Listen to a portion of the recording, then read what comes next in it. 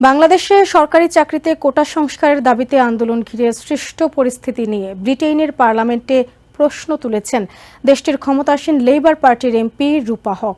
স্থানীয় সময় গতকাল বৃহস্পতিবার রূপা হক পার্লামেন্টে বাংলাদেশের পরিস্থিতি নিয়ে ব্রিটেন সরকারের অবস্থান জানতে চান। বৈশ্বিক সংকটে ঐতিহাসিক ভূমিকা রাখার দায়বদ্ধতা থেকে ব্রিটেন সরকারকে বাংলাদেশের চলমান পরিস্থিতি নিয়ে বিবৃতি দেওয়ার আহ্বান জানান বাংলাদেশি বংশোদ্ভূত এই এমপি।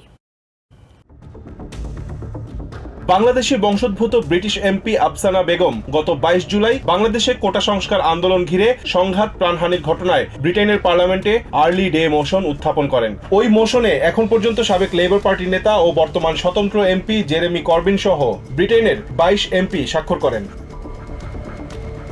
এদিকে স্থানীয় সময় বৃহস্পতিবার ক্ষমতাসীন লেবার পার্টির এমপি রূপা হক বাংলাদেশে কোটা সংস্কার আন্দোলনকে ঘিরে উদ্ভূত সহিংস পরিস্থিতি নিয়ে ব্রিটেনের পার্লামেন্টে প্রশ্ন তুলেছেন। পার্লামেন্টের অধিবেশনে বাংলাদেশ পরিস্থিতি নিয়ে রূপা হক ব্রিটেন সরকারের অবস্থান জানতে চান। তিনি বলেন, বাংলাদেশে যা চলছে তা নিয়ে সম্প্রতি রোম, প্যারিস, ম্যানচেস্টার ও লন্ডনের ট্রাফালগার স্কয়ারে বিক্ষোভ দেখা গেছে। বাংলাদেশে শতাধিক ছাত্র ও বিক্ষোভকারী নিহত হয়েছেন। ইন্টারনেট বন্ধ করে দেওয়ার কারণে সঠিক সংখ্যাটি জানা যায়নি।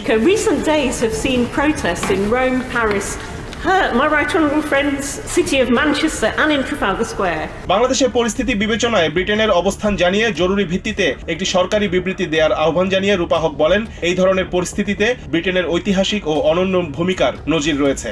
I wonder if I can press again. Can we have an urgent government statement? রূপা হকের প্রশ্নের জবাবে পার্লামেন্টে সরকারের মুখপাত্র এমপি লুসি পাওয়েল বলেন, রূপা হক একটি গুরুত্বপূর্ণ বিষয় উত্থাপন করেছেন। সাম্প্রতিক দিনগুলোতে সহিংসতার বিষয়ে তারা গভীরভাবে উদ্বিগ্ন। প্রাণহানি অগ্রহণযোগ্য, প্রতিবাদ করার অধিকার ও ইন্টারনেট পরিষেবা পুনরুদ্ধার করতে হবে। Well, she raises an important point, and as I said earlier, we are deeply concerned about the violence in recent days, and the loss of life is unacceptable.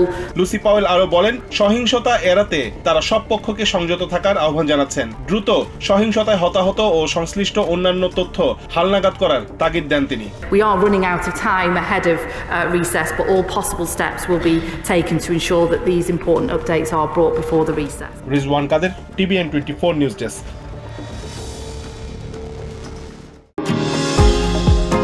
New York থেকে সম্প্রচারিত TVN 24 television বিশ্বজুড়ে বাঙালির কণ্ঠস্বর।